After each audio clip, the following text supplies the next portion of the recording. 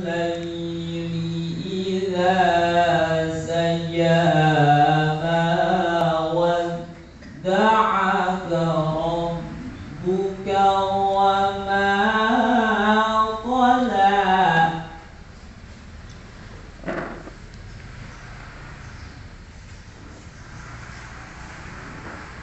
والضحى والليل إذا سجى ما ودعك ربك وما قلى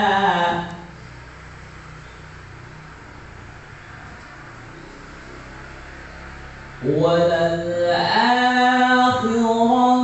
خير لك من الأولى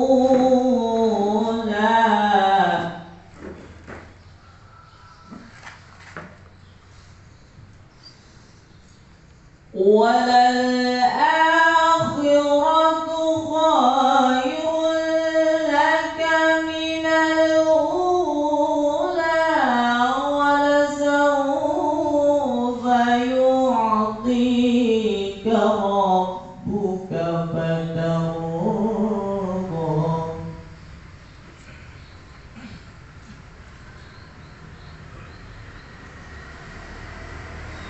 ألم يجدك يتيما فآوى ووجدك ضالا فهدى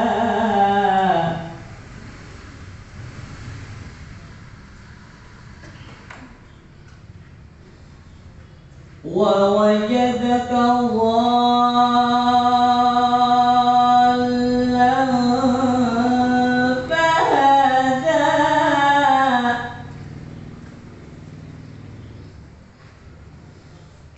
ووجدك ضالا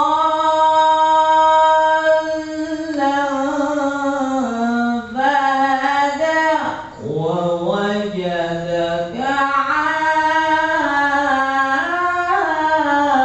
عائلا فأغنى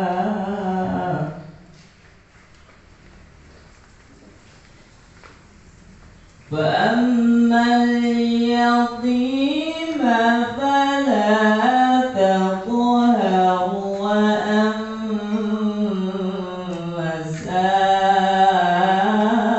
السائل فلا تنهر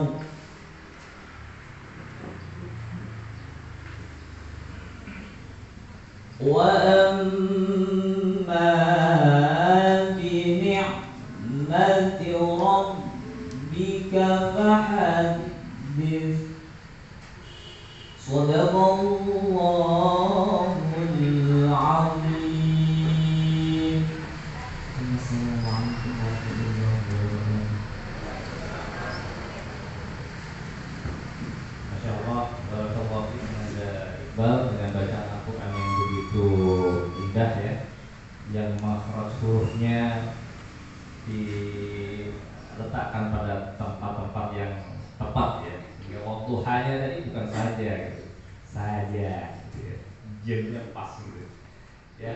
Bapak-bapak, ibu-ibu sekalian yang dirahmati Allah Subhanahu wa taala, marilah kita dengarkan, kita ikuti dengan seksama kajian yang disampaikan oleh guru kita Ustadz Arifin Abdul. Pada Ustadz kami persilakan.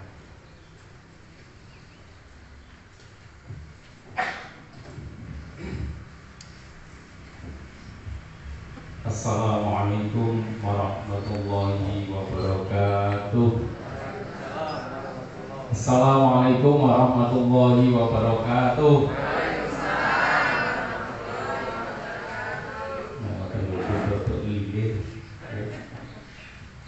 Alhamdulillah, alhamdulillahilladzi arsala rasulahu bil huda wa dinil haqq liyudhhirahu 'ala dini kullihi wa kafa شهيدا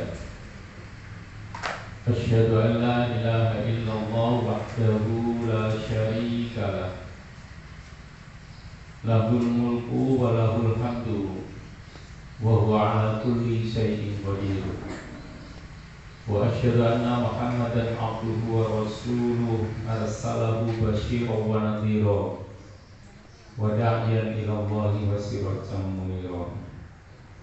Amma ba'du, Bapak Ibu jamaah sekalian rahimakumullah. Alhamdulillah, dapat panjatkan syukur kehadirat Allah Subhanahu wa taala. Pada kesempatan pagi yang penuh dengan berkah ini, dengan seizin Allah Subhanahu wa taala, kita bisa melangkahkan kaki kita dari rumah masing-masing untuk menuju ke majelis taklim yang insya Allah penuh dengan berkah ini. Mudah-mudahan langkah kita semuanya dari rumah sampai tempat ini akan dicatat oleh Allah sebagai amal soleh dan akan mendapatkan balasan yang terbaik di sisi Allah Subhanahu wa taala. Tidak lupa kita selalu bersyukur kita masih diberikan kesehatan, kita diberikan kekuatan oleh Allah. Oleh karena itulah maka tidak henti-hentinya kita selalu bersyukur, menggunakan nikmat itu dengan sebaik-baiknya. Kita masih diberi sehat itu satu hal yang luar biasa dalam kondisi yang seperti ini. Dan alhamdulillah Bapak dan Ibu semuanya jamaah yang ada di Islamic Center ini jamaah yang istiqomah. Ngoten Bu ya. Kalau pun boten kepanggih panjenengan ibu kira-kira 8 tahun. Nggih to, nggih Pak Bin nggih. Nggih. 8 tahun. Covid mawon 2 tahun kok ya. Kalau tahun sadurunge ora tau rene blas kan berarti wis 6 tahun. 6 tahun itu. Tapi alhamdulillah ternyata pendengar semuanya istiqomah, diawali dari jamaah-jamaah kecil dulu tahun pinten niku sampai sekarang dengan keistiqomahan pendengar masih berjalan pengajian dengan baik. Mudah-mudahan ilmu-ilmu yang kita diberikan disampaikan oleh guru-guru kita, oleh ustaz-ustazah kita, oleh kiai-kiai kita akan menjadi ilmu yang bermanfaat. Bapak Ibu yang berbahagia, pada pagi hari ini saya akan berbicara menyampaikan sedikit tentang tafsir surat Al-Hujurat ayat 13. Sawakannya aku terikat. Tak mandap ya, tak mandap kawan. Tafsir Al-Hujurat ayat 13. Iki enake cedek etan apa cedek kileng, Pak? Oh, tengah-tengah nggih, pun. Kula turuti. Surat Hujurat, Al-Hujurat itu artosipun kamar. Hujurat itu artinya kamar. Di awal-awal surat Al-Hujurat itu, kenapa ini dinamakan surat Al-Hujurat? Karena ayat ini berbicara atau menegur sahabat yang ketika itu memanggil Rasulullah Shallallahu Alaihi Wasallam dengan suara yang agak keras, padahal Rasulullah pada waktu itu adalah sedang berada di kamar beliau bersama istri. Lalu sahabat itu terus nyonong, celuk-celuk, terus suaranya bantal. Maka kemudian diturunkan surat Al-Hujurat ini dalam rangka untuk menegur sahabat-sahabat yang mohon maaf berperilaku kurang sopan terhadap pribadi Rasulullah Shallallahu Alaihi Wasallam. Itu bicara tentang etika ketika kita berbicara itu. Makanya di salah satu ayatnya di ayat 2 itu kan latar pau aswatakum, jangan kamu meninggikan suara kamu ketika memanggil-manggil Rasulullah. Rasulullah itu orang yang terhormat. Jangan disamakan dengan kita memanggil dengan sesama kita. Nah, itu etika. Makanya kalau anak-anak atau orang yang lebih muda, sing luwih nom, nyeluk nanggone misalnya manggil orang yang sepuh, itu kan punya etika, dengan etika panggilan dan mengeluarkan suara yang bagus, tidak dibomoi kayak gurak apa, gurak pitik apa gurak maling kan. Itu apa namanya, salah satu ceritanya tentang Al-Hujurat itu. Ini ayatnya. A'udzu billahi minasyaitonir rajim. Ya ayyuhan nasu inna khalaqnakum min dzakari wa unsa wa ja'alnakum syu'uban wa qabaila lita'arafu. Inna akramakum indallahi atqakum innallaha alimun khabir. Artinya pun ngertos dulu. Dereng.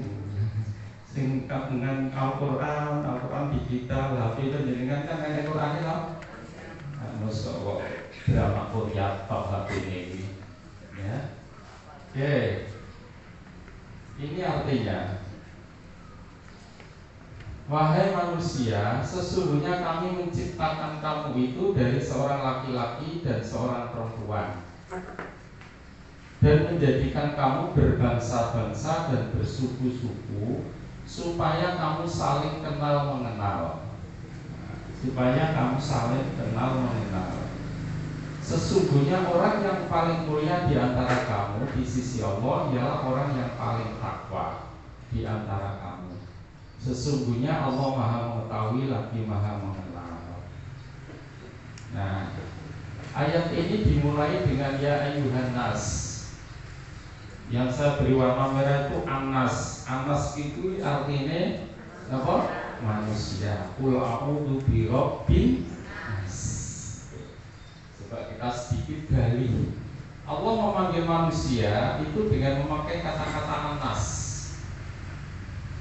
Dalam Al-Quran itu ada 3 kata yang dipakai untuk menyebut manusia, di samping ada kata umum.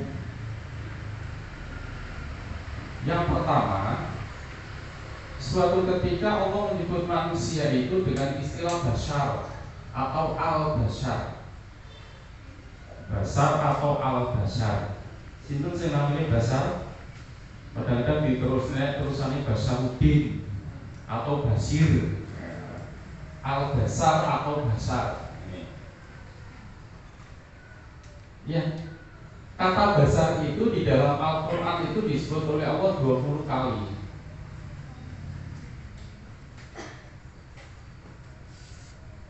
Kemudian 2 kali disebut dengan al-basar pakai al.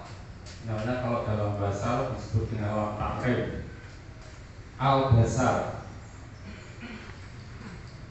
Artinya basar itu adalah manusia, biasa disebut dengan human being, manusia yang sekedar ada.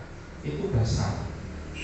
Jadi manusia yang hanya sekedar ada, keberadaannya itu adalah sama, kepentingannya sama, perasaannya sama, itu namanya al-basar. Ini salah satu contohnya. Rasulullah SAW itu ketika agak diremehkan oleh orang-orang kafir itu, ya kan?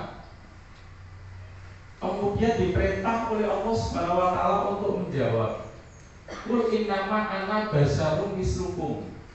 Sesungguhnya aku ini manusia seperti kamu, tetapi aku ini diberikan wahyu. Tetapi apa? Yang diwahyukan kepadaku bahwa sesungguhnya Tuhan kamu itu adalah Tuhan yang besar.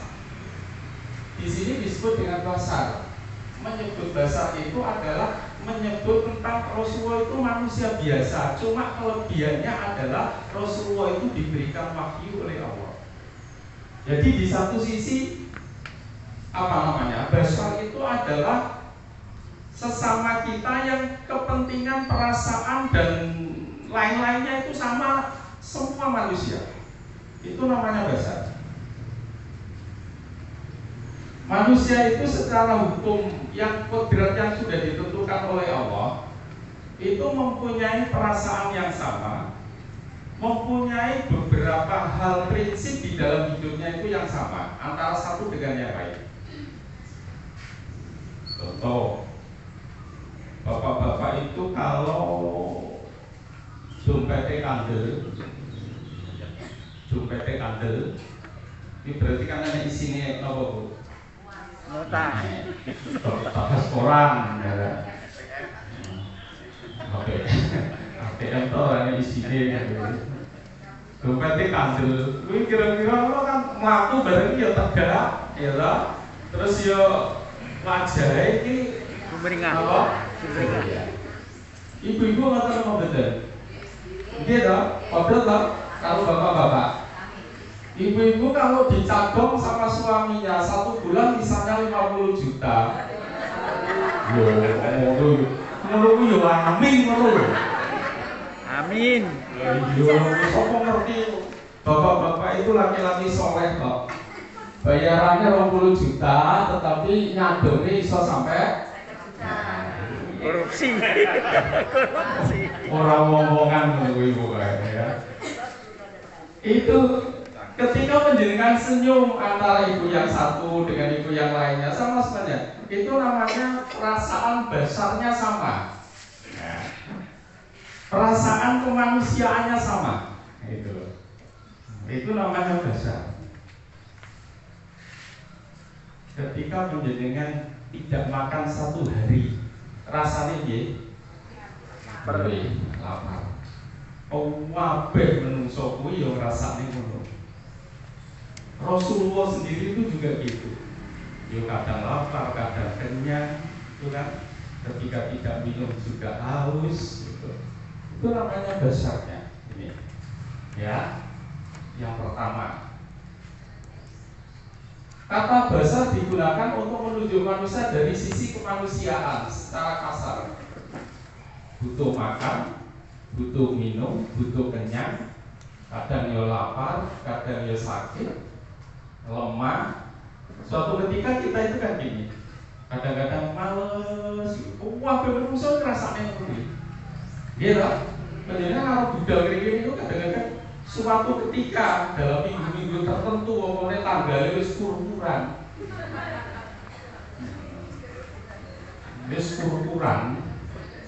males ndelok dompet tur tipis kan. Orang isinya kurang jelas gitu. Nah itu beda lagi dengan nanti semangatnya itu kan. Tapi secara kemanusiaan itu gitu. Capek kalau sudah kerja itu di rumah mengerjakan pekerjaan rumah capek. Semua merasakan seperti itu. Itu adalah perasaan dasarnya. Ya, kebutuhan biologis dan lain-lain. Oh. Yang kedua, suatu ketika Allah menyebut manusia di dalam Al-Quran itu dengan al-insan atau insan.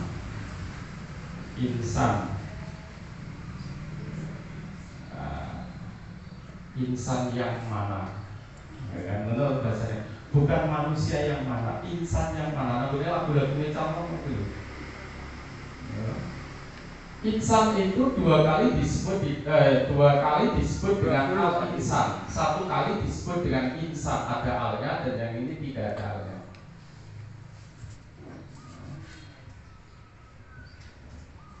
Nah, sekarang kita lihat. Sepintas kata ini maknanya sama dengan basar, yaitu artinya sama dengan basar yang pertama tadi, yaitu manusia. Namun hakikatnya berbeda. Insan adalah makhluk yang menjadi, yang selalu berproses. Itu disebut dengan bahasa Lamongan ini, human becoming. Manusia yang selalu berproses dan selalu dinamis. Itu insan. Nah, artinya apa? Kita ini di dalam hidup, selama pikiran kita itu normal, kan ingin hidup kita itu selalu dinamis, selalu berkembang, kan? Tidak statis, tidak mandek. Berbeda dengan binatang itu statis, punya nyawa, ya toh, punya nafsu, tapi statis, tidak ada pikiran. Manuk emprit kuwi nek gawe apa jenenge? Sarang susu nggih ngoten niku. Sejak nenek moyangnya dulu ki ya wis ngono kuwi. Iya toh? Po tau wis manopret terus tuku keramik terus gak enak. Ya gak enak. Karena memang dia hidupnya adalah statis seperti itu. Ya, boleh kita naik panen, terus jukui rumput, jukui sampah, ya toh, dicucuk, pemunggah, ditotong. Manuk manyar, manyar itu bosnya apa mas tadi? Manuk manyar itu, ya manyar itu ya, terus dia, sing susu wapi kan? Ya, selamanya juga akan seperti itu. Dia bikin sarangnya, bikin susunya juga akan seperti itu. Tidak pernah kemudian berubah. Ya dalam pintunya jalur pintu kayu jati itu juga enak. Tetap seperti itu. Beda dengan manusia, sesuai dengan tahapan kehidupan yang semakin maju, kemudian ditopang dengan kemampuan yang ada, maka manusia itu dinamis. Terus berkembang. Omah asale lantai ini keramik sing napa niku? Sing biasa ngoten niku lho. Tekel lah menika nggih duit-duit sithik diganti keramik sing putih. Putih ora trimo dijuk gili kabeh. Gantine warnane abang. Keramik abang. Ya. Ngono duit-duit rada akeh, gantine sing model larang. Napa untuk simpane larang? Platinum. Platinum. Napa malih Pak? Granit. Kan ngono kuwi. Omah asale itu biasa lantai siji, lantai isor dhewe. Duit-duit saiki mikir, umpamane aku turunan dhuwur ngono luwih isis ya. Akhirnya apa? Mulai bangun tingkat loro. Didelok-delok loro kok kurang dhuwur. Ya iso uga loro kok kurang dhuwur. Dhuwur nene. Iso kok ngerti masa dijendet. Dhuwur nene omahe. Kan gitu, itu manusia. Insannya itu seperti itu. Jadi selalu dinamis dan ingin berkembang. Itu al-insan. Oke.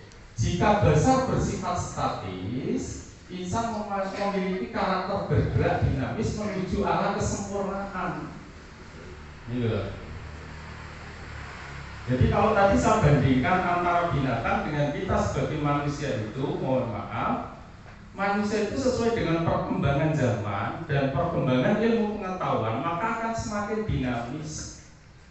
Ibu dulu, orang-orang dulu itu kalau pakai bedak, pakai kumpur itu nganggo merek napa, Bu? Ya Parko. Ya Parko Rita. Terkenal mereknya napa? Rita. Rita pipa sing kadutan ngene nggih. Terus kamu paling maaf, bapak ya apa lagi? Ayo tepung beras salah.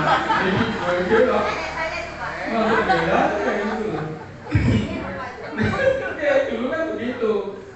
Nek penjenengan keramas zaman dhisik nek kula teng desa ini kanggo apa? Jam. Perang gitu nggih, perang dibakar kemudian digendam terus dipakai untuk nah saiki saiki sampune tak sunslit radulan. Sunslit ya to painting. Apa meneh termakan dengan promo-promo yang ada di televisi itu dinamis. Sekarang tidak menjenengan merek yang paling mahal apa? Orang aku rahasia dan bapaknya nggak ngerti. Listrik dia ini regane paling 7.000, mana 10.000 telu. Hijau.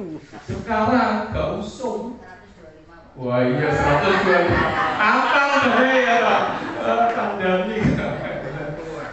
Itu dinamisa manusia itu seperti itu gitu ya. Jadi dinamisa manusia itu seperti itu.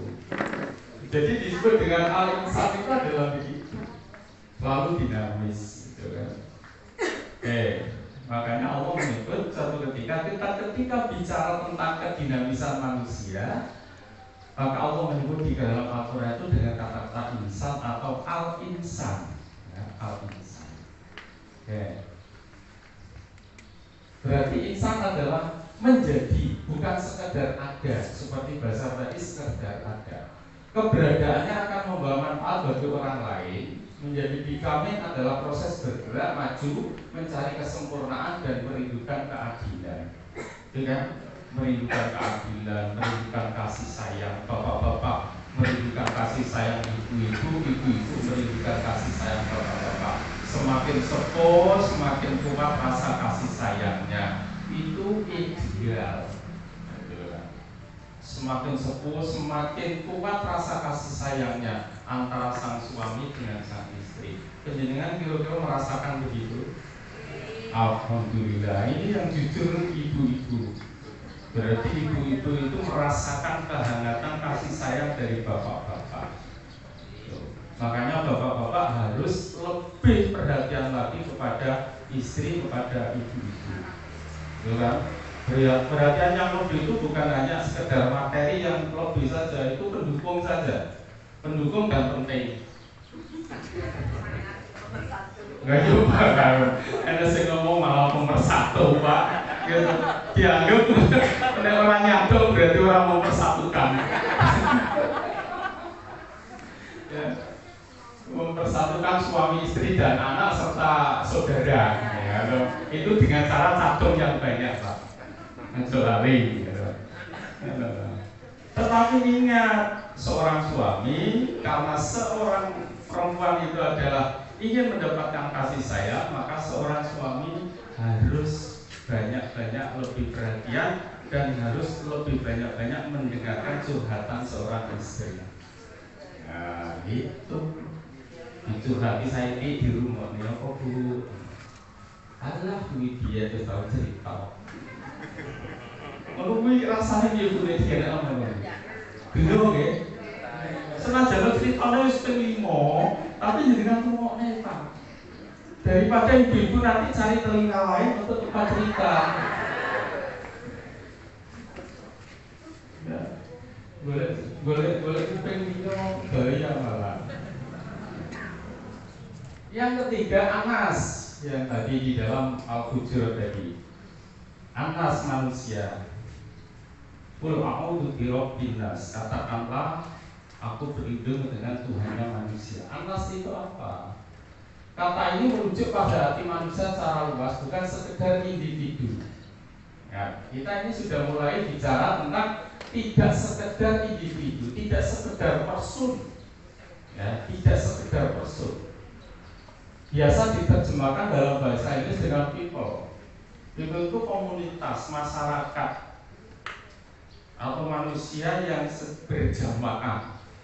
Itu. Makanya tadi Allah memanggilnya dengan ya ayyuhan nas. Nah, dalam konteks sosiologis kata ini berarti rakyat umum tanpa memandang perbedaan status, perbedaan agama, perbedaan suku, ras dan sebagainya, itu tidak dipandang. Dalam penggunaan kata anas itu. Semua manusia itu sama. Nah, karena itu kata bahasa dan Nisa ada kata yang merujuk pada kata anas. Tuhan menyebut dirinya sebagai Robbinas tadi. Robbinas, Qul Robbinas. Allah menyebut manusia itu dengan apa? Aku berlindung kepada Tuhannya manusia. Allah itu adalah Tuhannya semua manusia. Ya, semua manusia. Buktinya apa? Semua manusia diberikan fasilitas yang sama secara kebutuhan duniawianya. Diberikan fasilitas yang sama, tidak ada perbedaan. Kita orang Islam menghirup udara yang disiapkan oleh Allah, maka orang lain juga menghirup udara. Maaf, orang beragama lain juga menghirup udara seperti kita. Mereka diberikan fasilitas makan, kita juga diberikan fasilitas makan oleh Allah. Kebutuhan-kebutuhan secara sosial itu ialah dicukupi oleh Allah Subhanahu wa taala. Apalagi zaman kita ini yang umurnya sekitar 40, 50, 60, 70, Ini kan saya lihat jamaahnya ini kan yang umur 30 ke bawah kan rada arang gitu. Jadi singkatan itu bapak-bapak pensiunan, gitu, mungkin sudah 70, di bawahnya ada 40, ada 50, ada 35, 30 dan seterusnya. Nah, dalam kehidupan kita yang sekarang ini, yang serba tercukupi oleh Allah Subhanahu wa Ta'ala seperti ini, Allah memberikan fasilitas untuk dimanfaatkan oleh seluruh manusia. Yang saya katakan tadi udara. Kemarin oksigen itu sempat larang ya? Larang. Luar biasa itu. Ketika Allah sudah menguji sedikit saja segala sesuatu yang sebenarnya mudah, ringan, gampang diperoleh, tapi menjadi mahal. Zaman Covid 1 tahun yang lalu, yang orang berbondong-bondong untuk di rumah masing-masing menyimpan oksigen, itu oksigen kan mahal luar biasa. Padahal kita ini setiap saat, setiap waktu kita menghirup udara tanpa dibatasi oleh Allah Subhanahu wa Ta'ala. Tapi begitu kita dicoba oleh Allah sedikit saja, oksigen sudah mulai mahal. Ada yang mengkalkulasi dokter itu, katanya kalau kita itu sakit, kemudian dihitung harga oksigen 1 hari 1 malam, itu kebutuhan kita oksigen kalau dihitung uang itu sekitar 93 juta. 93 juta. Kira-kira itu boleh pentol lagi kira-kira.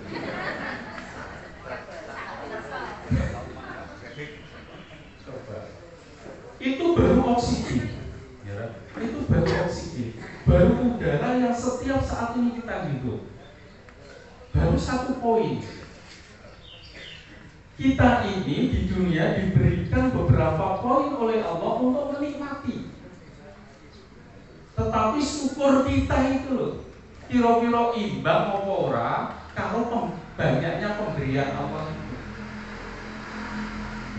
Loh. Syukur kita itu sedikit. Sangat tidak imbang. 1 hari 1 malam penjenengan sholat itu katakanlah yang wajib baca 5 kali. Sak sholatan 5 menit kuwi sawi. Kita mau beda sawi 5 menit. Di jenengan itu 5 menit ping 5 kira menit. Enten saja. Jangan kan ya. Jenengan yang HP delok TV kira jam. Bandingno karo salate jenengan. Jauh. Jenengan tilawah Quran, jenengan zikir. Itu lho kadang-kadang salate lancing. Assalamualaikum kanan, assalamualaikum kiri, wis ora istighfar ora apa-apa langsung bagas. Kuwatir soalnya sandale anyar udah hilang. Ya. Jadi begitu. Kesyukuran kita itu kecil, tapi nikmat Allah yang diberikan itu luar biasa. Dan itu diberikan kepada semuanya. Sekarang minyak mahal, langka mahal. Kita diuji lagi oleh Allah setelah Covid 2 tahun kita rada mereda. Ya orang nganggo masker lali kadung budak. Enggak mah muga-muga karena Covid ya kan. Ya, aku ini 80% katanya juga alumni Covid gitu. Ya. Ya walaupun waktu di swab itu negatif, tetapi arahnya sudah ke sana. Sempat 5 hari di rumah sakit 2 tahun yang lalu. Ya. Allah memberikan pada kita luar biasa. Untuk pemulihan, mohon maaf, terlepas dari orang percaya ada maupun tidak. Ya. Untuk pemulihan saja, mohon maaf saya setelah dari rumah sakit itu, walaupun memang tidak divonis ya, jadi tidak divonis. Untuk pemulihan saja saya itu butuh 2 minggu untuk mengembalikan nafas. Butuh 2 minggu. Kalau pagi biasanya cek mungker untuk dalam sekolah, pagi itu saya harus DG, harus minum banyak, minum vitamin dan seterusnya. Luar biasa ya kan? Kita baru sadar, kita baru menyadari kalau kondisi kita itu seperti itu. Tetapi pada saat-saat normal seperti ini, kita itu tidak pernah nyadari. Pak, jangan ambekan sedulur sewengi ping piro. Kan nggak tahu nyadari toh. Mulai wis menggeh lagi kok. Biasanya melaku, biasanya sampai lo ceret biasa. Dari saya ini melaku saya stadion nulis menggeh. Oh iya nyadari, aku ini tua orang nyadari. Jadi itu. Oke. Bukan robil basar, makanya kul a'udzu birobbinas, bukan kul a'udzu birobbil basar atau birobbil insan, tapi kul a'udzu birobbinas disebut oleh Allah dengan kata-kata anas. Mengapa? Sebab term ini lebih bersifat general dan tidak memihak. Jadi tidak ada perbedaan antara manusia yang satu dengan yang lain. Nanti ketika lanjutan ayat kita perdalam. Nah, bagi pegiat gerakan sosial, kata ini diletakkan sebagai faktor utama dalam transformasi perubahan sosial dan sering disandingkan dengan kata ummah yang berarti bangsa atau masyarakat, community. Anas itu masyarakat, komunitas manusia. Ya ayuhan nas, lagi ya ayuhan nas lagi Pak Bi, lagi nasi toh Pak Bi, jambi rogi, jambi itu kurang seberapa. Ya, nggak apa-apa petang tahun berapa tahun. Selanjutnya ayat itu inna khalaqnakum min dzakarin wa unsa. Sesungguhnya aku jadikan kamu itu manusia dari jenis kelamin laki-laki dan perempuan. Asal usul kita sesuai dengan keyakinan kita adalah Adam dan Hawa, laki-laki dan perempuan. Min dzakar, dzakar itu laki-laki, unsa itu perempuan. Kata lain perempuan itu biasa nisa, makanya ada surat An-Nisa. Maka berbahagialah ibu-ibu, dalam Al-Quran ada surat An-Nisa, tidak ada surat Ar-Rijal. Ar-Rijal itu surat Maulana, enggak enak. Tapi ada surat An-Nisa, bicara tentang waris, bicara tentang pernikahan, itu di sana. Soalnya si cerai biasanya lanang. Si cerai lanang apa itu? Oh, berdua ya, imbang ya. Aku jadikan kamu itu dari jenis kelamin laki-laki dan perempuan. Manusia diciptakan itu dalam bentuk dua jenis dan tidak ada jenis ketiga. Lanang, ini gak wedok ya, wis. Pak, kayaknya sih jenis ketiga Pak. Pada hakikatnya tidak ada jenis ketiga. Cuma ada kesalahan saja, salah pergaulan, salah apa ya. Itu kan kemudian ada istilah wadah, ada istilah mengumumkan bahasa banci, waria dan seterusnya. Tetapi pada hakikatnya manusia itu diciptakan dalam dua jenis, laki-laki dan perempuan, tidak ada jenis ketiga. Tidak ada jenis ketiga. Dengan membawa ciri dan karakter masing-masing. Laki-laki punya karakter, konotasinya kalau lanang itu kuat, perkasa, kalau perempuan itu lembut, lemah, lembut. Dene anak wong wedok kok keras, kasar, yo kok kuat. Wis cara istilahnya nanggone ilmu kalam itu korikul ada. Korikul ada itu di luar kebiasaan. Sing lanang ngangkat 20 kilo kabotan, dadak sing wedok ngangkat sak kintal anyam. Jadi dengan membawa ciri dan karakter masing-masing, kita tahu karakter laki-laki bagaimana, karakter perempuan bagaimana, ya tahu? Itu dibawa. Dan ada karakter umum perempuan, ada karakter umum laki-laki.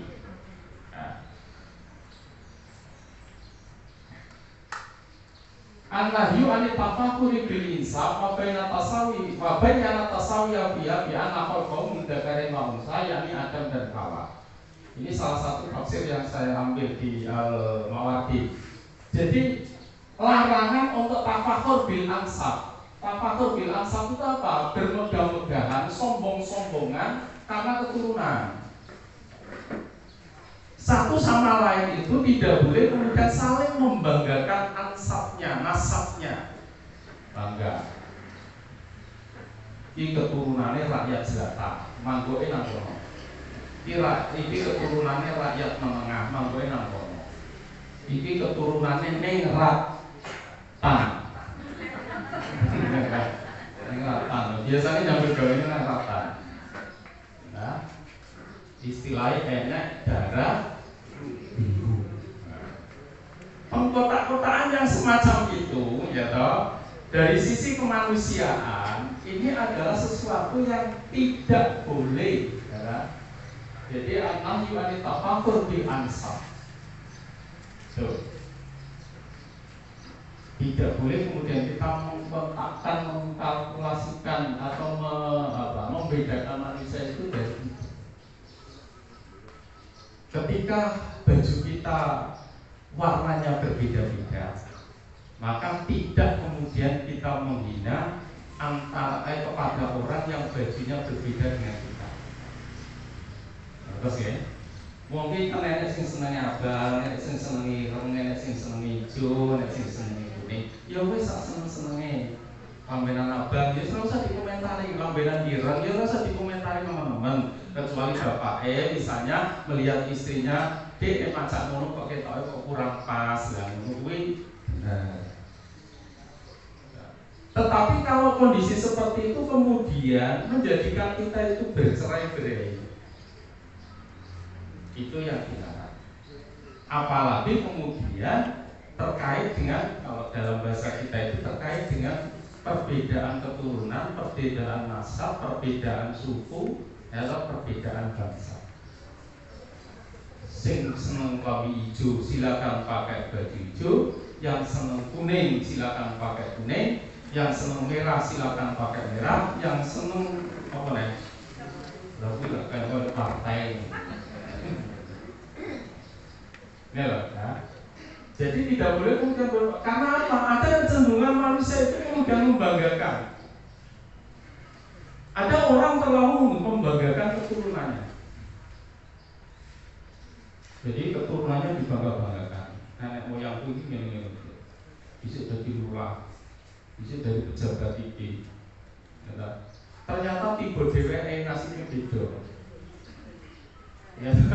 Tipe DWE nasibnya beda. 7 keturunan hartanya tidak pernah habis atau tidak akan habis. Tapi bila ada keturunan ke-8,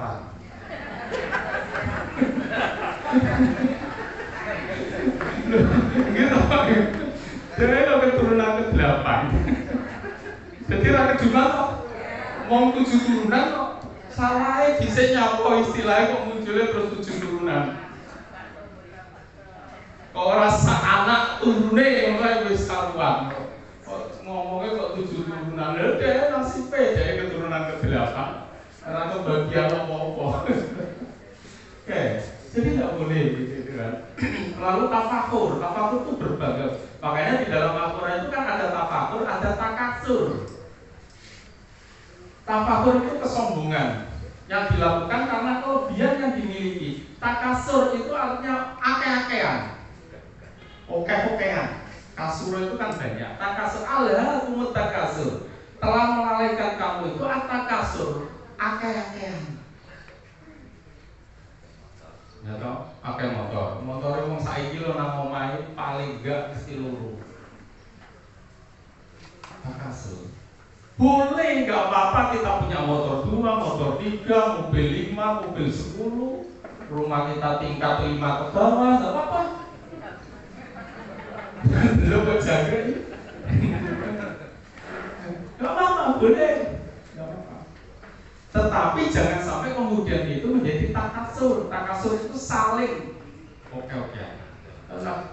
Motor 75 kayak trek namanya. Motor tutup Vario 2022. Loh itu namanya menjurus ke takasur namanya.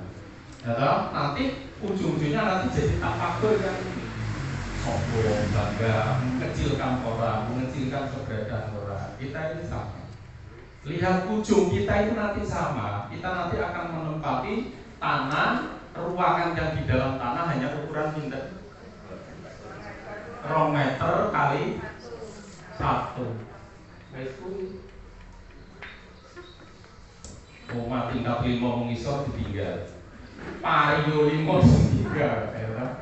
Mobil 5 ditinggal, kabeh ditinggal. Bojone yo ditinggal. Ya. Golek bojone nang kuburan, nyimut ane koncone nang kono. Oke, ya.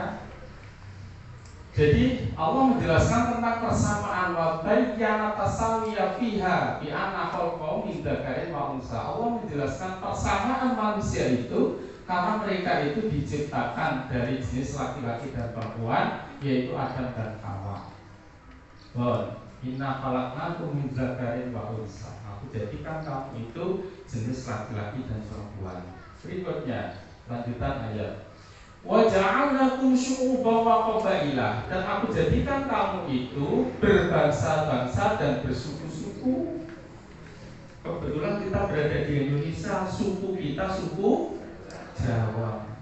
Kabupaten kita di Nganjuk.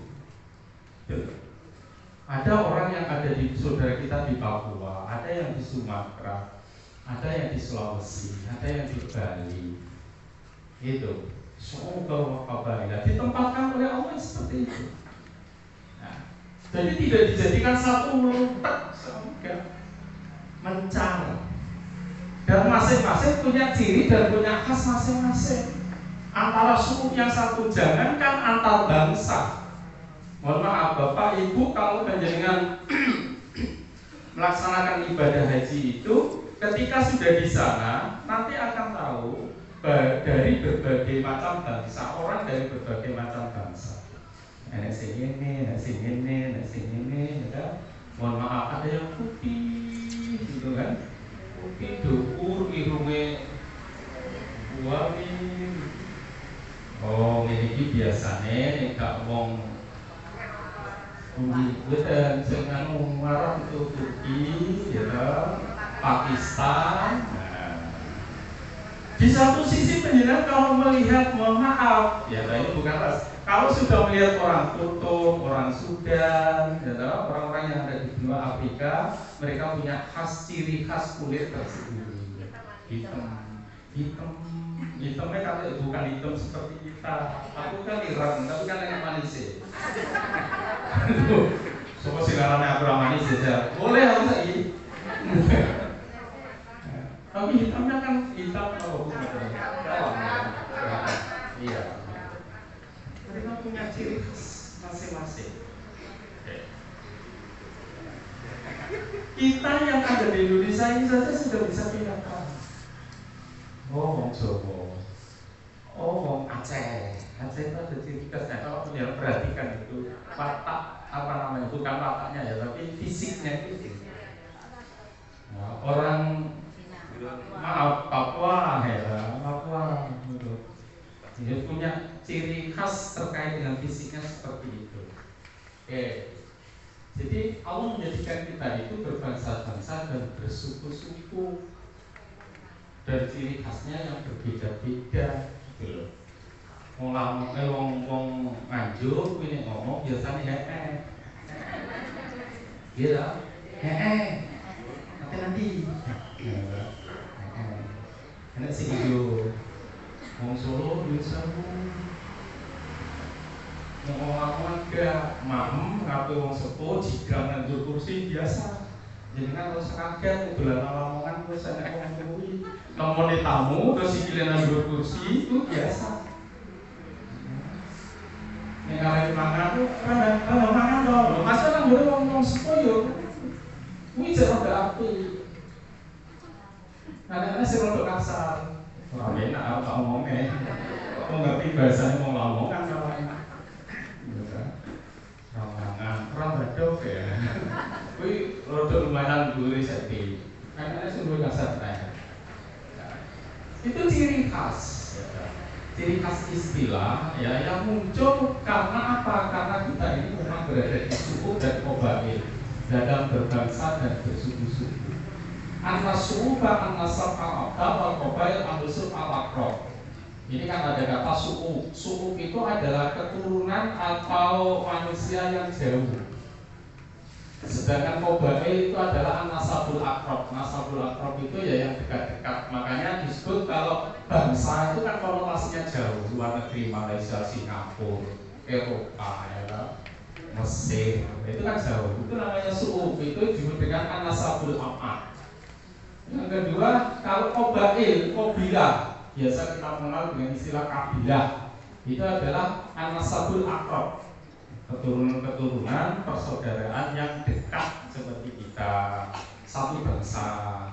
Orang itu bisa didekatkan, merasa dekat itu ketika berada di jauh, walaupun sebenarnya ketika berada di Qabail itu jauh.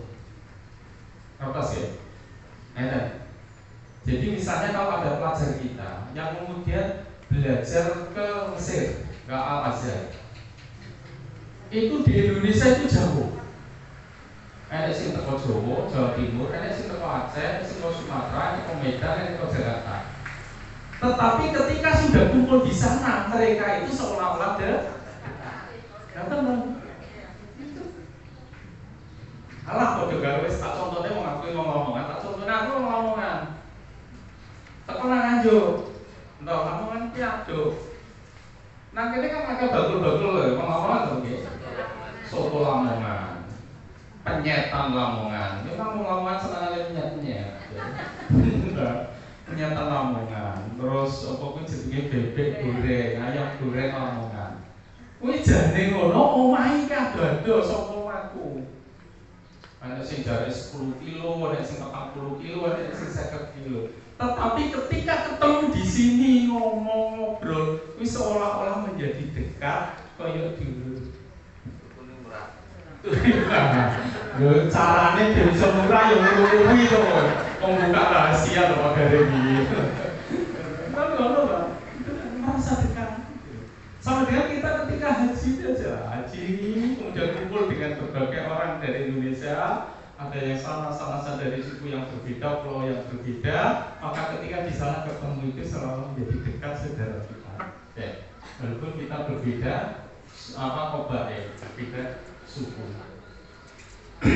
Suku itu keturunan jauh, Qabail itu keturunan dekat. Oke.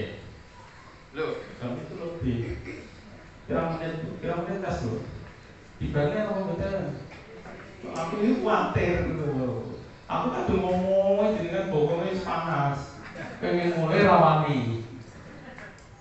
Kiai kan butuh merumangsani menurut pengalaman, makanya jadi imam baru yang mengerti loh. Soalnya tuh jodoh-jodoh, kalau mau makmum kadang-kadang ada yang kesusu, ada yang ada kepentingan gitu kan. Itu kedawan, makanya susunya ada jamaah saya ini kreatif. Dia nama beda. Jadi kan kreatif dong. Imam itu saiki ngale ganti musola. Oh, sholat nganggur sawi malah ra tenang. Golek gon liya. Makanya jenengan itu sing paling imam sing paling seneng iku kula wakal inna wal asri. Nek kalau paling minim lagi alif lam mim Allahu akbar. Iya, sesuk jamaah panjenengan membludak. Enggak ramai di lokasi. Kelas kita kan begitu, soalnya boleh ngaji ini dulu, terus kadung rakasan dalam nikah. Tapi nanti dia tak belum ada senikah gitu.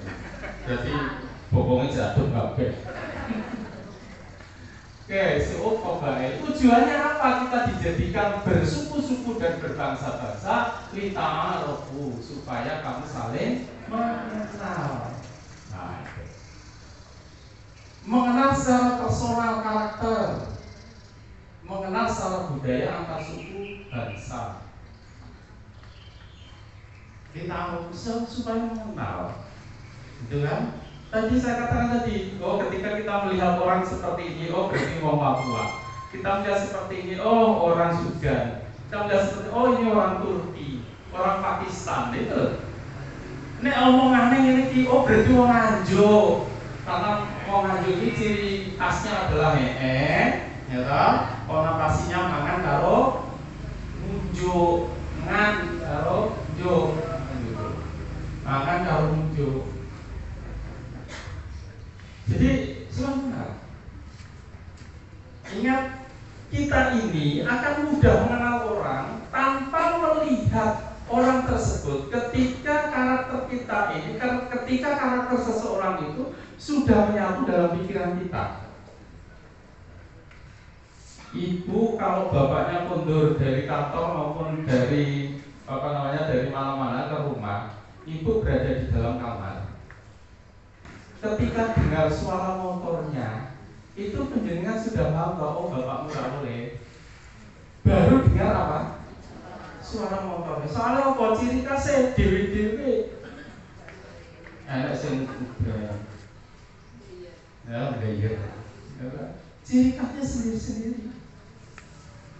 Ada lagi yang ibu itu niteni langkai bapaknya. Tetok. Oh bapak mulai tasik kita wabon gawanannya akeh yang mulai. Ngono wis paham. Itu proses interaksi sampai kita kemudian mengenal orang lain. Waktu waktu wis ngerti. Oke Pak Joni ya, waktu ngono kae. Lu wis ngerti. Senajan kok di balik dinding, di balik kamar. Betul enggak? Tahu kita itu begitu itu.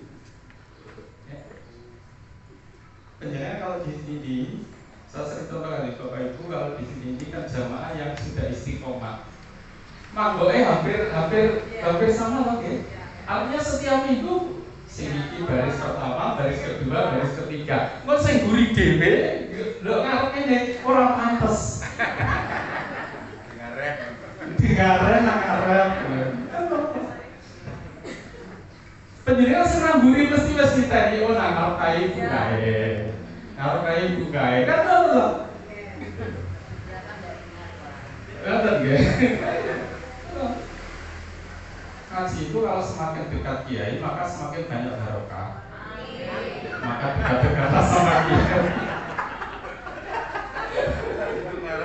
Itu orangnya semangat banget. Itu kali ibu tidak paling tidak depan masih ada. Ini bapak-bapak ini. Berarti bapak-bapak sampai menulis suatu carry. Tidak orang keduman. Ya. Itu proses tahu kita mengenal gitu kan. Yang kedua dalam komunitas kita itu selalu mencari orang yang sepikiran dengan kita, sekufu, sepikir. Benernya kalau arisan, nangoma, pengajian, nanggone RT RW, mesti nungguin dengan tadi lalu dijejer, sing dicocoki, gitu. Anak-anak sing boleh kaya. Senajan orang kita ngarep pinggir lawang iki kosong, jenengan tekoni keri. Tapi bolone nang pojok kono, jenengan mesti turun. Soalnya golek sing padha. Itu salah satu proses taruh mengenal orang lain. Oke, proses interaksi manusia itu dalam rangka taruh itu sampai pada taruh itu begini. Satu ada namanya taruh, saling kenal. Mengenal ciri, mengenal watak, mengenal karakter. Ada seorang ibu itu yang enjoy kalau sudah diajak bicara agama. Ada seorang, contohnya kok ibu kayak, ada seorang bapak itu yang enjoy ketika diajak bicara tentang anak. Ada bapak itu yang diajak enjoy ketika diajak bicara tentang jabatan kedudukan. Enek sing bapak ini seneng nek dijawab masalah pertanian, peternakan. Orang akan mencari yang seperti itu, merasa enjoy ketika orang itu sekufu, sepikir. Mesti begitu. Sing siji ngomong jabatan, tapi sing siji senengnya pertanian utawa peternakan, gak nyambung. Jadi makanya penjenengan harus bisa betul-betul menyelami dari proses taruh yang pertama itu. Ada orang itu yang temperamental, diomongi kesinggung saya itu wis muring-muring. Enak sing wis digowo jero kaya apa anda tahan uji biasa. Karena dalam pergaulan. Lah itu juga harus menyelami, makanya kalau penjenengan itu bicara dengan orang yang temperamental, maka gaya penjenengan harus begini, gaya bicara penjenengan harus begini itu diatur. Kalau penjenengan bicara dengan orang yang suka guyon, Ya kalau suka gojlokan, maka juga bicara pendidikan juga harus bisa menyesuaikan. Itu taruh mengenal. Oh Bapak Kai senengane ini. Sampai hal-hal tertentu senengane panganan opo, sing siji senengane pecel lele, sing siji senengane pecel apa? Pecel Nganjuk, pecel Madiun. Mengenal gitu. Yang kedua, setelah ta'aruf itu tafahum. Tafahum itu artinya saling memahami. Jadi kalau ada karakter orang yang berbeda dengan kita dan kita sudah tahu tentang karakter itu, maka mari kita pahami. Jangan disalahkan dulu, selama memang itu tidak salah menurut norma, gitu. Tidak salah menurut norma, maka itu berarti kita memahami. Oh iya, memang adat istiadat karakternya orang itu begini ini, maka saya harus bisa memahami. Nih, sisi wakai meneng, tapi sisi wakai cerewet. Bapak-bapak itu kalau pendiam, dapat ibu-ibu cerewet. Tapi kalau ibu-ibu itu pendiam, maka bapak-bapaknya agak cerewet. Nah ini kalau cerewet, Perang. Kalau dia cerewet perang. Ya, bapak isak kecap, ibunya orang kecap. Bapak orang kecap, ibunya orang kecap. Suwi-suwi dan ini kecap-kecap terus. Lalu saling menang. Nek padha menenge Kebatinan. dadi padha menenge kok. Mami. Pak Dere guyu. Ya baca ya. Baca ini padha menenge apa padha cerewetnya baca. Ganteng ya. Oke, apa memahami? Sekarang kita stop Bin. 4 tahun loh Bin. Wis pokoke bagi 2 wis mulai ya. Sampai jam 8. Sampai jam. Oh, ada pertanyaan. Sampai jam 8, Mbak. Penjenengan aja tekon sing angel-angel. Nek ra iso terus kiai ra iso jawab isi. Rumah diundangnya. Ya. Berikutnya adalah proses yang ketiga dalam interaksi itu adalah tarahum, tawadud. Saling belas kasih atau menyayangi. Kalau penjenengan sudah memahami orang lain, memahami karakter orang lain, maka penjenengan akan muncul empati. Oh ya, orang ini harus begini, karakternya begini, maka saya harus memaklumi. Saya terima karakter itu. Itu namanya tawadud atau tarahum, saling menyayangi. Setelah penjenengan paham karakternya, maka penjenengan kemudian harus memunculkan ini. Jangan disalahkan, jangan disenani. Bapak Ibu mohon maaf, saya contohkan orang nikah itu hanya mempersatukan 2 jiwa, calon suami, calon istri. Ketika awal menikah itu indahnya luar biasa, apalagi sebelum nikah malah lebih indah lagi.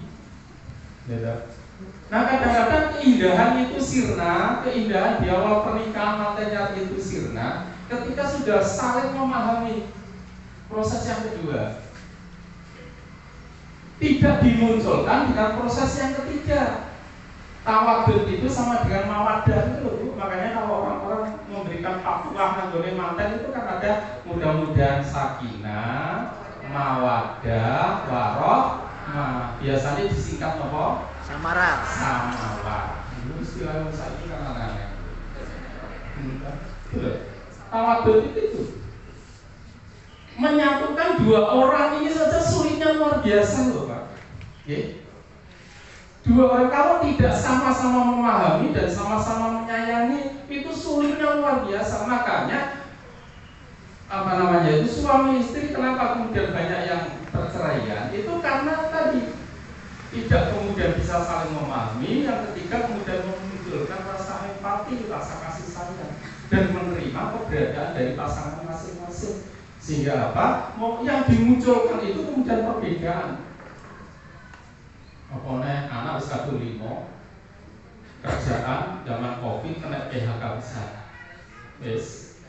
Nah, rasanya kan diri kudung guling ya. Akhirnya yang muncul kan kemudian berbeda terus. Itu hanya 2 orang, hanya 2 orang, laki-laki perempuan, bapak dan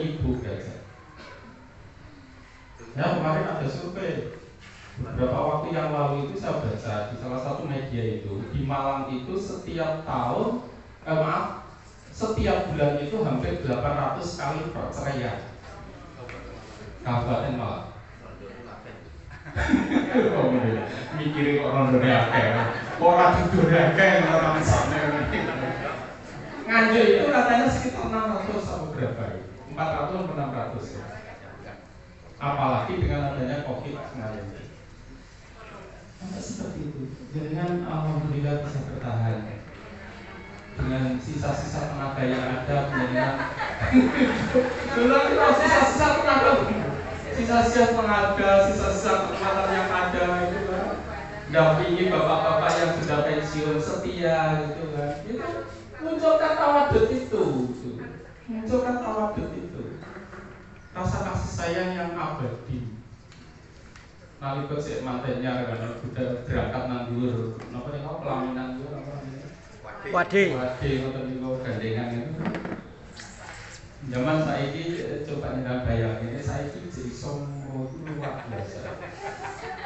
Bujure tiba ditangeni, ora iso mlaku dituntun, ya ta? Dituntun kok ora iso dibeda. Ditukokne kursi, roda disuruh, Bu, aku kok pengen nang panasan tone sisu disuruh. Ya ta? Coba, itu swarga. Itu surga. Itu memunculkan tawadud karena memahami sudah memahami betul kondisi begini ya. Coba nalika seputo, nalika nonton yo. Nom cek gagah, duit cek oke. Ya, cek duit jabatan, kedudukan. Ya, disayang luar biasa. Tapi begitu sudah sepuh, pensiunan, dilalakakan utang pisan. Angger tanggal 1, tanggal 2, tanggal 5 wis mulai nonton. Ana kreditan motor, ana kreditan online. Ibu-ibu pensiunan ana kreditan master. Zaman isek-isek. Dinas biyen itu daster dal, karo pensiun kaya daftar yang masuk kredit ngenteni bakul ketek. Ya. Sudah kondisi seperti itu kan udah mulai goyah gitu kan, goyah. Kalau tidak memunculkan tawadud, tarahum ini, rasa kasih sayang ini nanti bubrah. Makanya istilahnya kan memberdayakan ketika pasangan tidak berdaya, itu namanya tawadud. Jadi memberdayakan ketika pasangan tidak berdaya. Bukan ketika tidak berdaya malah justru ditekan. Nah itu. Jadi begitu ya. Kebetulan kalau misalnya punya bapak yang bapaknya sedang sakit, sekarang itu kan banyak penyakit yang luar biasa. Mohon maaf kena stroke, maka kasih sayang itu harus lebih. Ya, begitu juga sebaliknya, kalau ibunya sedang sakit, bapak-bapak juga kasih sayangnya harus lebih lagi. Ini sebab bahwa budak-budak lunas TV masa-masa ODW kan. Oh, begini bu ya? Nanti, masa perempuan hidung perempuan, laki-laki perempuan yang hidung pak. Oh, ya. Yo real mawon ya. Saya kita tekoni pak ya. Sing nyoto nang masyarakat kita itu ngeten mawon. Ibu-ibu itu kalau ditinggal maaf misalnya wafat suaminya, kira-kira bertahan sampai berapa tahun? Ada yang sampai nekat tidak nikah lagi, bertahan demi apa? Demi anak. Saya itu tekoni bapak-bapak.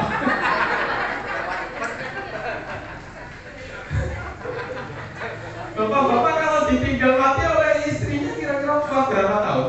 Sebulan.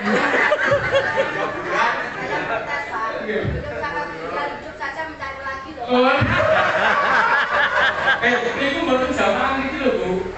Zaman ini sholat. Oh masyarakat yang ada lagi. Oh alhamdulillah. Itu loh. Itu bedanya.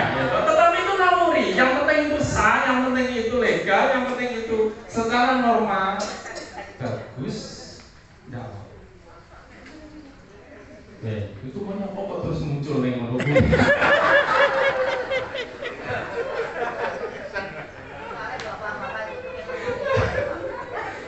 Jadi kita bicara lagi kepada ini tadi, kalau tadi kita langsung salah gitu kan.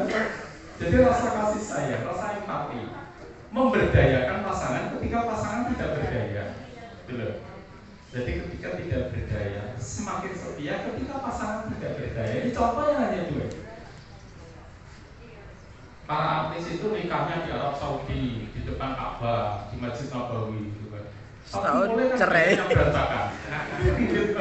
Jadi tempat itu tidak menentukan untuk kesuksesan rumah tangga kita jadi samawa. Yang penting adalah hati dan pikiran kita menerima, ya kan, dan membina itu dengan sebaik-baiknya. Gitu. Jadi tidak menjamin, tidak menjamin itu. Oke, tawadud. Proses yang ketiga itu tawadud. Berikutnya itu adalah setelah itu menjadi ta'awun, saling menolong. Jadi kalau kita itu sudah kenal, terus memahami karakter, kelebihan, kekurangan, atau hal-hal yang terjadi pada orang tersebut, maka memunculkan rasa kasih sayang. Setelah itu memunculkan sikap ta'awun, saling menolong. Oh, tonggoku ini ketoknya kok urut sarapan, diteri sarapan. Gue pecel. Karena rasa empatis itu pecel, ya dong, tapi lalu bebek goreng. Ya gitu. Ta'awun, nolong. Ini adalah sikap mulia, wata'awan ma'al birri wat taqwa, wata'awan ma'al ismi wal udwan. Bertolong-tolong dalam hal-hal yang baik, itu membantu sesama. Ini. Makanya kita itu harus ada kepekaan secara sosial. Dalam kajian makna takwa, merestrukturisasi kembali tentang makna takwa itu tidak hanya dimanakan hablum minallahnya yang kuat, hubungan kepada Allah yang kuat, sehingga kita menyepelekan hubungan dengan sesama. Ya, maka kedua-duanya ini ke atas kuat, ke samping ke kanan juga harus kuat. Makanya kan Duita Rahimudillah itu aina masukiku illa bihabli minallah wa habli minanas itu tidak dibedakan. Kamu itu akan menempati tempat yang hina, tempat yang tidak bagus di hadapan Allah. Duribat alaihudillah, bila itu kehinaan. Kamu itu hina. Kecuali kalau kamu itu bisa menjaga komunikasi dengan Allah bagus, dan kemudian hablum minanasnya juga bagus. Itu disetarakan, Pak. Illa bihablin minallah wa hablin. Wa itu kan kalau dalam bahasa Arab huruf atau penghubung yang diantara sebelum dan sesudahnya, kata sebelum dan sesudahnya itu punya nilai yang setara. Makanya kita itu harus mampu untuk berkomunikasi dengan Allah lewat ibadah-ibadah kita. Yang kedua harus bisa komunikasi dengan sesama yang baik. Harus disejajarkan. Kalau pincang salah satunya itu tetap bila namanya, bila itu hina. Orang itu api nanggone Gusti Allah, tapi kalau tanggone ora tau guyu. Kalau tanggone mencet ae. Ketemu kancane iku ora tau nek nang buka saiki bibire. Isine kok meremut ae. Kalau jamak enak ora? Enggak ada ya kalau kamu bilang. Enak wis mulai wong-wong. Ya. Jadi itu udah bagus. Sholat, ngaji dikir, itu ngaji. Tetapi kalau keluar atau roh, kalau konco atau roh, kalau konco atau roh, walaupun dia sebenarnya punya kesempatan untuk menolong, punya kemampuan untuk menolong, itu dia. Begitu sebaliknya kalau wong apik bae, yo ora karuan. Sak enake wong dibantu. Tapi ora tau salah, ora tau dikir, nyata ora tau ibadah pokok itu tidak. Maka menseimbangkan antara komunikasi, interaksi kita dengan Allah dan interaksi sesama manusia. Wujudnya salah satu adalah dengan yang ini, ta'awun, kita saling menolong. Makanya kita dalam komunitas begini ini, Bapak Ibu sekalian, mungkin kan suatu ketika selesai ngaji atau sebelum ngaji, itu kadang-kadang kan ada yang curhat. Ada masalah sedikit yang bisa disampaikan kepada temannya. Lu monggo selama itu dalam batas norma, monggo sehingga teman itu bisa memberikan solusi. Sebab apa? Ada orang itu yang ketika punya masalah itu diem, impet, akhirnya bersek mati. Lo karakternya mau menang ya, makanya hati-hati. Karakternya mau menang ya, gue masalah apa ya menang. Dilalat terus bersek. Ada yang gini, punya masalah sedikit saja, gampang curhat kepada temannya. Tapi kadang-kadang ini tidak dibatasi, sampai sana lebih elek. Tapi harus tahu porsi lengkap. Oh, teman ini adalah baik untuk saya curhati masalah ini, mungkin dia bisa memberikan solusi. Kan gitu kan? Kan gitu. Paling enggak kalau kita kesulitan uang, orang ini ada gambaran, ada bayangan bisa kita hutang. Caranya kan ngono. Nek gak kenal kok iso terus langsung utang. Wong jenenge raro negara terus moro nang omah terus langsung utang duit. Nah, so makanya harus proses taruh itu baru yang nanti kita bisa menolong. Katanya kalau orang utang itu kan omongannya kobong. Gitu. Itu pengalaman bapak-bapak begitu. Moro utangnya wong kalau utangnya wong tua tak kenal moro suwokan. Kadang-kadang ya gue gawan-gawan sampingan udah gurih-gurih terus ujung-ujungnya udah duit. Tapi bareng wayai nyaur ya disauri terus. Ya disauri terus.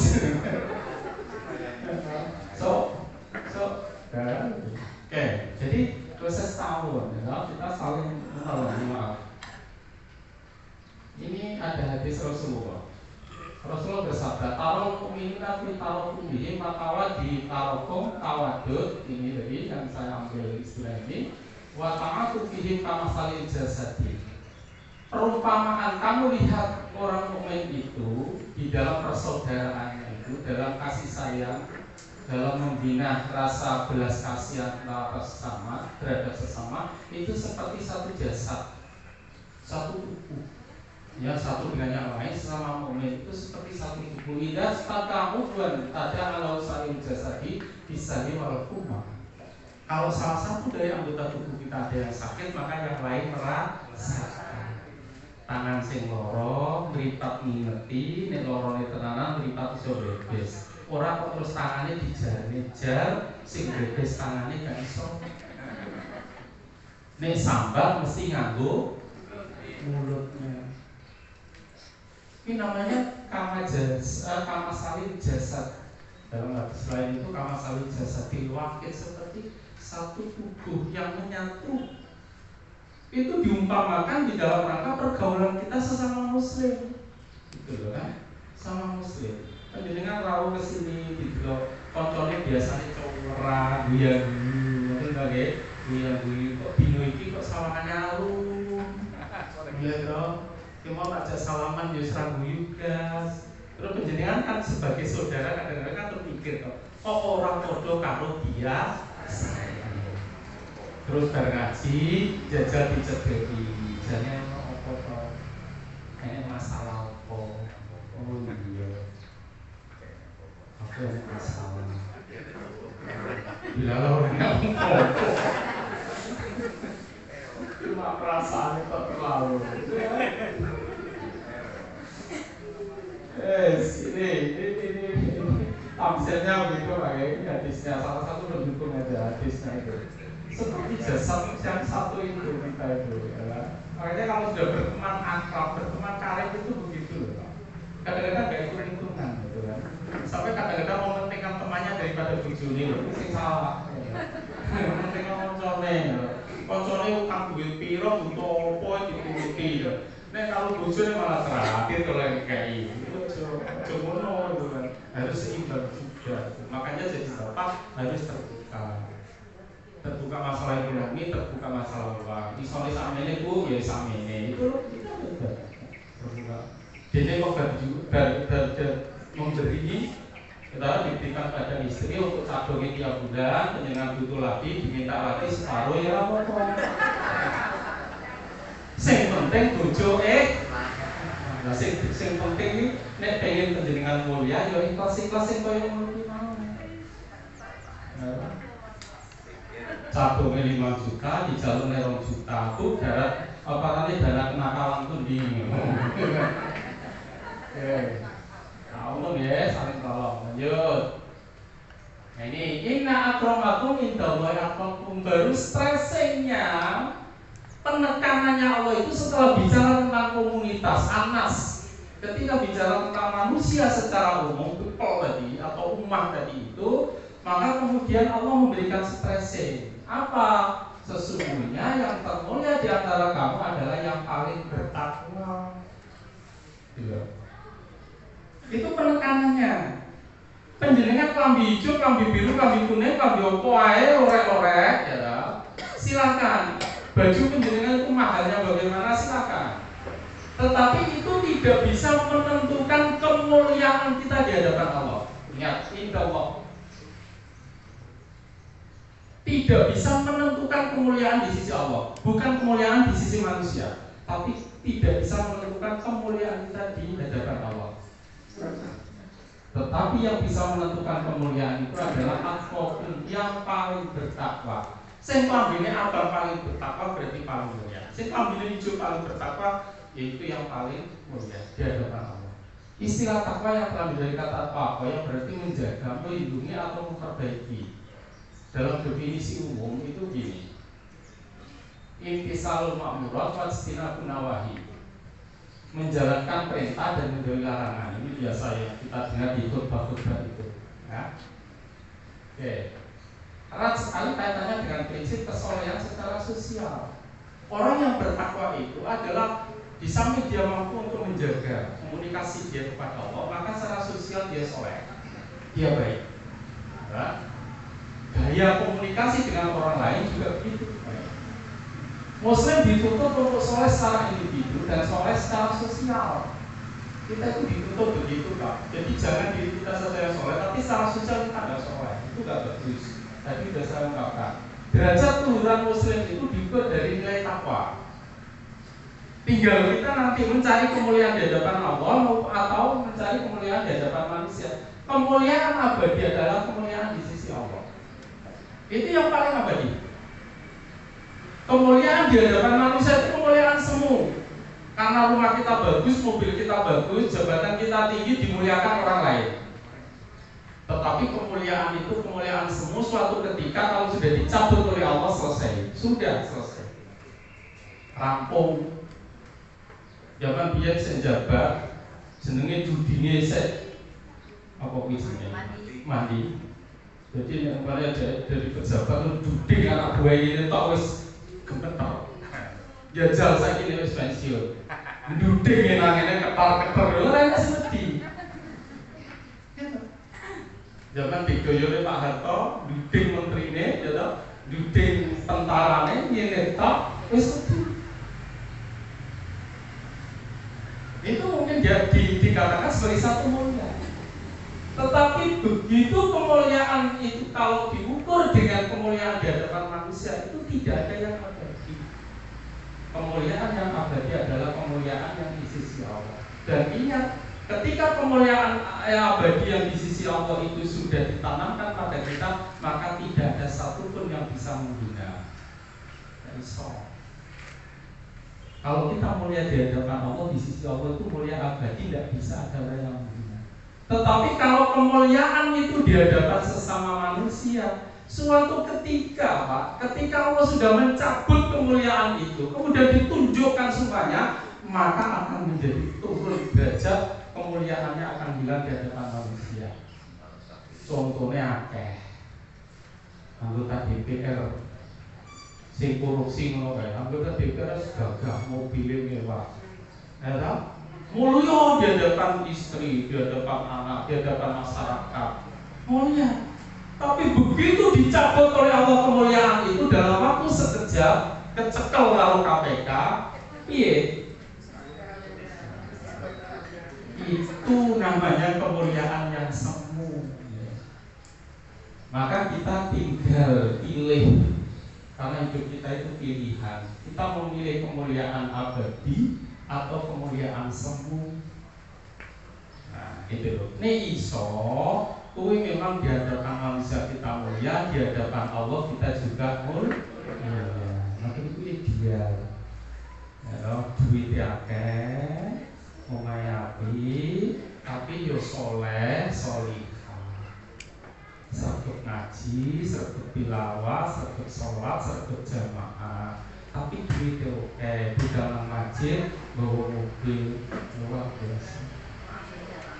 Neng ojo sombong.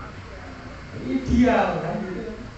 Maka inna akramakum indallahi atqakum. Sekarang tinggal kita pilih, kita mulia di hadapan Allah atau kita mulia di hadapan manusia. Dilulu Pak, dilulu. Kalau kita mulia di hadapan manusia itu kan dilulu, diwedeni, dilulu, ya, ditakutin, ya, sama orang. Tapi begitu sudah dihancurkan oleh Allah kemuliaan yang semu itu, maka menjadi hina. Ketika lewat orang itu dulu sama hormat, kerasaan saiki dihormati wong, melaku malah dirasani. Iya kan? Kalau dia korupsi kayak aspal barang dipangan, semen barang dipangan, kan gitu kan? Saya cuma ya kayak istilahnya orang penak. Loh gitu loh Pak. Makanya kita harus jaga marwah kita itu, keluhuran kita itu. Mungkin kita tidak seberapa luhur, tidak seberapa mulia di hadapan manusia, tetapi kita mencoba untuk meraih kemuliaan yang abadi di sisi Allah Subhanahu wa taala. Itu ideal. Ngoten lagi. Jadi sholat tetap kontrol, duitnya akeh, yang sholatnya ya sedekah. Itu bagus itu. Duit akeh sholat sedekah, jamaah sedekah, ya kok sedekah itu mulia, betul mulia. Nah daripada lagi duit kas, ya sedekah sholat mulia di hadapan Allah, mulia di hadapan Allah. Tapi rasa itu ya nih. Cuma ada satu poin, kita tetap mulia di hadapan Allah dan itu yang paling abadi. Ya, jadi prinsip itu yang harus kita pegang, Bapak Ibu ya. Kita mencari kemuliaan di hadapan Allah. Al-Quran menyebut isi ketakwaan merupakan bekal yang paling baik. Ini ayatnya wa tazawwadu fa inna khairaz zadi taqwa. Berbekalah kamu sebagai bekal adalah takwa. Kita menuju ke akhirat nanti yang kita bawa itu takwa, amal perbuatan soleh kita di dunia ini. Apapun yang kita miliki untuk kesolehan itu adalah wujud takwa kita dan itu adalah bekal kita untuk menuju akhirat. Tidak ada yang lain. Ya. Yang kita nikmati itu selesai di dunia ini. Yang kita nikmati itu selesai ketika kita mati. Baru saya bisa nikmati. Ya. Setelah itu tidak bisa menikmati. Yang bisa dinikmati hanya dari dua ketakwaan kita saja. Selesai. Bahkan kalau kita meninggalkan harta yang banyak, kadang-kadang justru jadi bumerang ketika anak-anak kita tidak soleh-solehah. Iya, jadi rebutan. Itu ada yang rebutan dengan saudaranya itu sampai berpuluh-puluh tahun. Mulai saya kecil sampai sekarang itu gak akur, gak sopor-soporan lalu dulu itu ya kan. Karena begitu orang tuanya meninggal, akhir-akhir ini setelah 5 tahun, 10 tahun, 5 tahun yang lalu itu, maka kemudian ada saudara satu yang menang itu malah minta lagi harta warisannya lagi, tambah runyam keluarganya.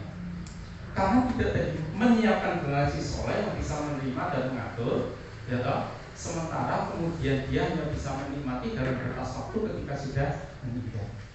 Maka ini bekal tadi. Kok malah serius kabeh? Padahal malah serius ini. Bisa omong. Ya, ini bekal kita. Kemudian tawadu, khusyuk, sholat, rasa kesusu, sholat daerah. Setelah itu dikir dengan baik, minimal istighfar, kemudian baca dikir maksud itu udah luar biasa itu.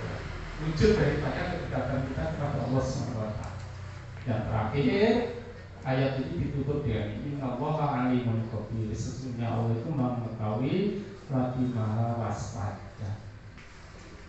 Mengetahui akan seluruh amal yang kita lakukan, mengoreksi, memberikan nilai, dan nanti di akhirat akan memberikan balasan dari Allah SWT. Nah, ya. Mudah-mudahan sedikit yang saya sampaikan ini bisa bermanfaat untuk kita semuanya, dan mudah-mudahan kita selalu diberikan kesehatan oleh Allah SWT. Sing sakit, mugi-mugi nang waras. Sing lemes, mugi-mugi nang bergas. Sing utangé akeh, muga-muga nang lu. Hitungane utangé akeh, muga nang lunas mesti semangat. Atau mawon Mas Adi nggih. Mohon maaf. Assalamualaikum warahmatullahi wabarakatuh. Waalaikumsalam warahmatullahi wabarakatuh. Jamaah sekalian yang dimuliakan Allah, demikian kajian dari Arifin Abdul. Mungkin ada pertanyaan? Ya, Pak. Oh. Terima kasih dari Bapak tadi telah menjelaskan masalah tafakur dan takasur ya Pak. Dengan kesombongan dan ake-akean tadi tentang 7 turunan. Padahal kita itu nanti besok itu kan kita mati ya Pak ya. Kita menuju tidak usah Pak. Kita kan besok menuju rombongan berat. Gimana menurut pendapat Quran bagi orang yang serakah tadi atau orang yang istilahnya 7 turunan atau bahkan banyak saudara kita yang hidup di bawah kolong jembatan. Nah itu menurut Quran gimana? Mohon penjelasan dari Bapak. Maksudnya terkait dengan besok kalau di akhirat seperti apa? Kata itu ya. Jadi semua orang, semua muslim itu punya kesempatan yang sama untuk masuk surga. Ya, punya kesempatan yang sama untuk masuk surga. Dan juga punya peluang yang sama untuk masuk neraka. Yang kaya punya peluang untuk masuk surga dan punya peluang untuk masuk neraka. Yang miskin juga punya peluang untuk masuk surga dan masuk neraka. Cuma masing-masing ini akan membawa amal sesuai dengan perbuatan yang dia lakukan ketika di dunia.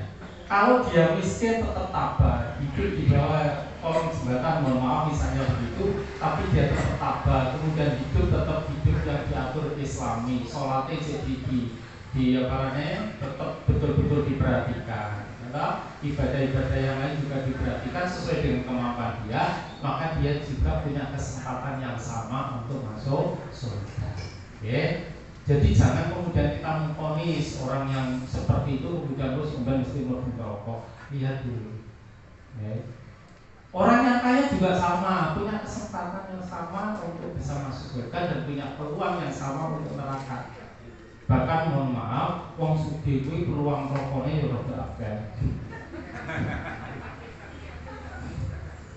Saya ingin dulu Pak, Bu nggih. Jenengan itu punya, mohon maaf, punya rumah ukuran 5 kali 10.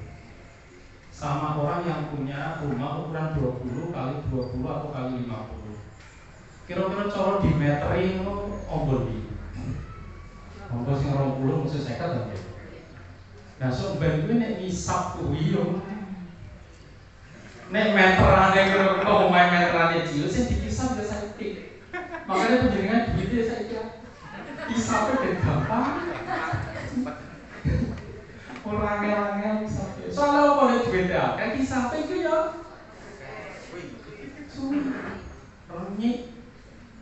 Renyik. Makanya kalau soal uang itu kan, kalau umur itu kan dikisarnya itu kalau kamu dulu sambil umur kamu gunakan apa umur kamu itu. Tapi kalau duit kan jadi seru-seruan gitu. Kalau soal uang, kalau soal duit kan enggak. Kamu peroleh dari mana dan kamu tasarrufkan, kamu belanjakan kemana. Ini ditekoni oleh biyen duit iki kondi. Nggak, kok mau semen, mau besi,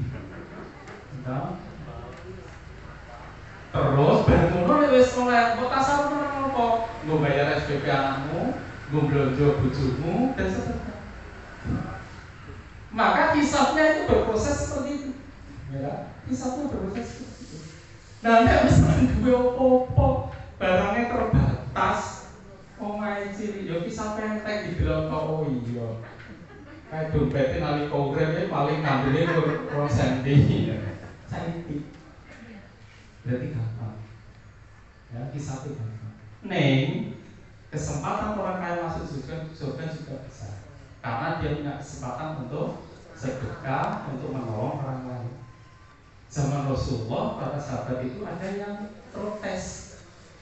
Enak ya Rasulullah wong sugih-sugih kuwi. Wong sugih kuwi iso salat kaya aku salat. Iki wong miskin sing protes. Iso poso kaya aku poso. Iso ngaji kaya aku ngaji. Tapi siji sing aku ra iso, wong sugih iso sedekah, tapi aku ra iso. Jawabnya Rasulullah, diberikan solusi oleh Rasulullah. Apa? Kamu harus banyak berpikir. Kullu tahlilatin shadaqatun. Kamu baca la ilaha illallah zikir setelah salat itu adalah sedekah. Kullu takbiratin shadaqatun. Setiap kamu baca Allahu Akbar dalam zikir itu adalah sedekah.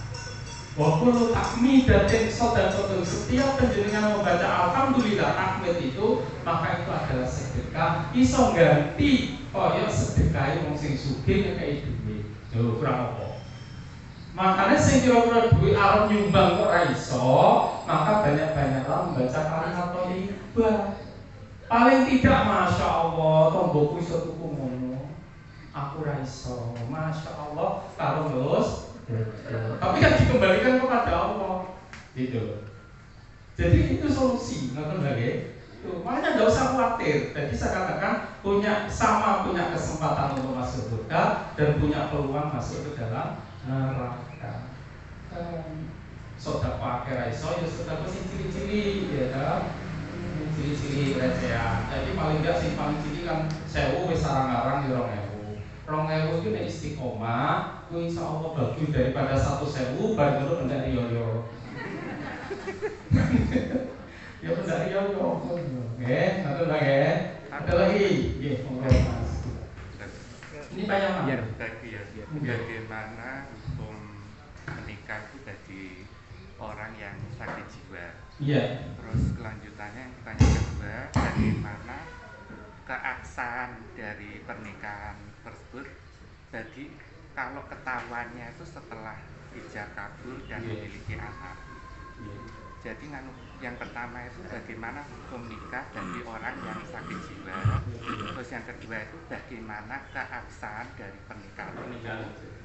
Kalau diketahui salah satu pasangan itu mengidap sakit jiwa itu setelah ijab kabul bahkan setelah memiliki anak itu status keabsahan pernikahannya itu bagaimana dan status dari si anaknya itu bagaimana.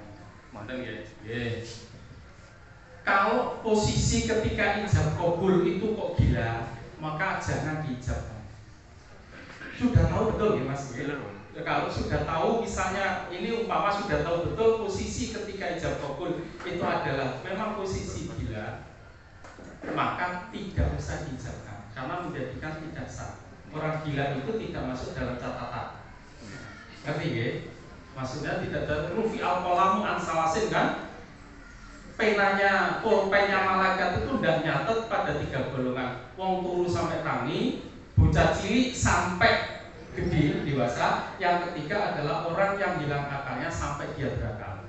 Nah, ketika orang itu sudah jelas tidak berakal, tidak sadar, maka berarti dia tidak boleh diijabkan. Bukan. Ketika ijab kabul kok memang posisinya sadar. Di ijabno karo naik utawa karo wali. Angkatuka wa zawwastuka atau aku nikahkan anakku Fatimah binti Arifin dengan Katemo misalnya. Bin sopo mas kawin seperangkat alat-alat dapur misalnya. Kalan kontan, maka dia bisa menjawab saya terimanya Fatimah binti Arifin dengan mas kawin seperangkat alat-alat dapur kontan. Kalau sudah bisa jawab begitu berarti sah. Sah, nikahnya sah, gitu kan? Jadi itu nikahnya sah. Yang penting itu ketika ijab kabul. Setelah itu kok kemudian terlihat dia gila, itu sudah urusan lain. Nikahnya tetap sah, keturunannya sah, berhubungannya juga sah. Ya, pokoknya waktu ijab itu sadar Mas, ya bisa jawab. Nah, kemarin di Mutakin itu kan ada masalah. Iya Pak, cara ijabnya maaf misalnya wong bisu. Wong bisu tapi sadar. Wong bisu tapi sadar. Iya cara ijabnya. Ya, gampang tau, nek pokoknya iso sadar. Lanang wedok kuwi. Ora iso jawab apa piye? Ya toh, saya tidak mau apa nih. Kita kan keberlangsungan, Iya. maksudnya setelah setahun menikah, 2 tahun Iya. menikah, terus umat gitu. Yang salah satu itu memang ada bakat mengidap gangguan jiwa umat. Iya. Itu apakah otomatis itu pernikahan itu lebih baik dibatalkan atau? Oh, enggak ada kata lebih baik dibatalkan. Itu adalah sudah menjadi tanggungan bersama dan resiko bersama. Makanya seberapa jauh, kemudian misalnya kalau yang tadi hilang ingatan itu yang putri, seberapa jauh si laki-lakinya bisa mendampingi dengan baik atau sebaliknya. Jadi proses itu sudah tidak terkait dengan ijab kabul tadi, tetap sah pernikahannya itu. Jadi sebatas ketika ijab kabul itu kondisi sadar. Ngerti nggih? Pun nggih. Jangan kok. Pun Mas Adit.